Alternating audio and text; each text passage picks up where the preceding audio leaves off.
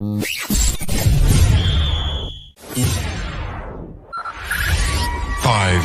four, three, two, one. Fearlessness isn't a single action, but it's a lifestyle. So let's freaking go.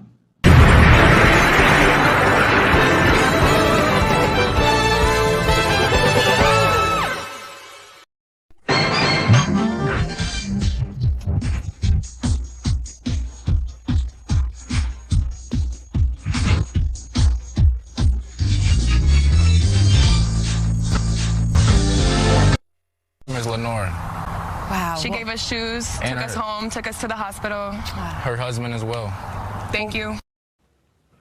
A couple visiting Chicago last weekend found themselves at the center of a chaotic crowd, and without a moment of hesitation, a local woman came to their aid. We all know her now as Lenore Dennis, and she's joining me now to share her story. Sister, you deserve all of the flowers.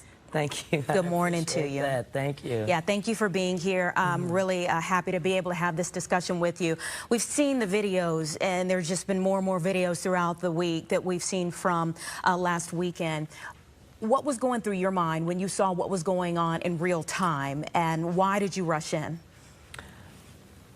Once I saw that we weren't going to get any other intervention, and I mean, security guards in the area, the police, whatever that iteration of help would be, that's when I knew that I was going to have to step in to get them, the couple, out of that situation. Yeah, were you concerned about your own safety? I probably thought about it. My daughter, you know how the children say that, Mom, you're doing too much. You know, that went across my brain. So, yeah. I thought about it in that way, but then, just like I ignore my daughter all the time, I ignore her. Yeah, you know, when I was looking at that, I thought about that. Like, I have friends who have teenagers. You know, I'm at an age where I could have a teenager. And would they see me as a mother figure stepping in, or would I get hurt too? You and your bravery have been commended all week, as should be. But you said you tried to get help. Talk about that. Well, when the melee started, during the whole time, it went on, the whole episode, excuse me, went on for about 10 minutes. And when it first started, the police cars kept going. So I'm like, okay, there must be rushing to other situations that are happening. But there were other people who I could see in my peripheral calling the police, and I'm yelling out to them, are you guys calling the police? And they're like, yeah, I'm calling the police.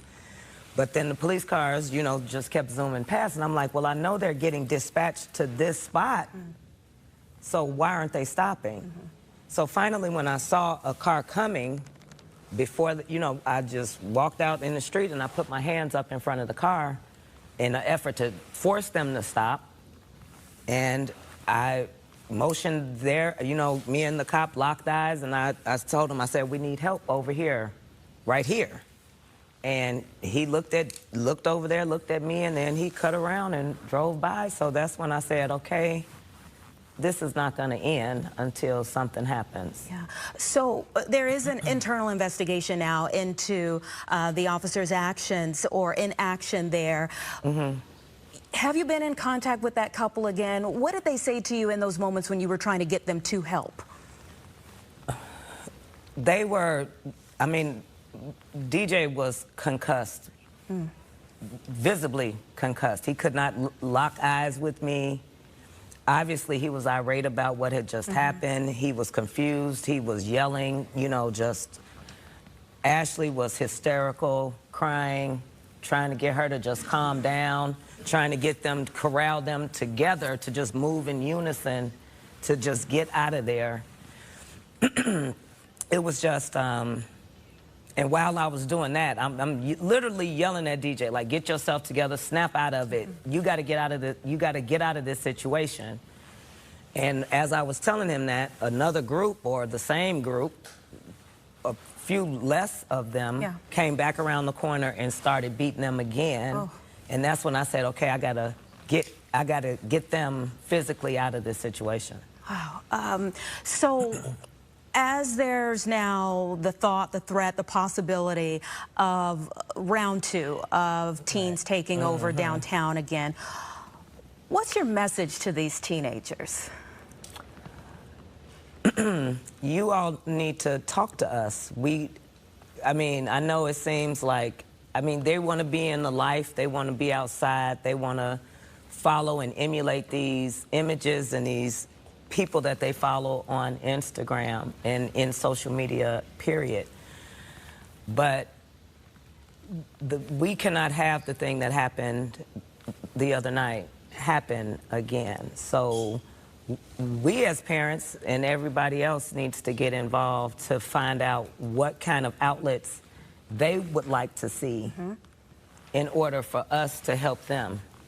Because it's not, you know, we just can't have that kind of chaos in the city again. Absolutely. One more time, thank you, sincerely. Thank you for stepping in. You didn't have to do it, but you did. And there's a couple who is better off for you being there when they needed you there. It's 9:38. We'll be right back.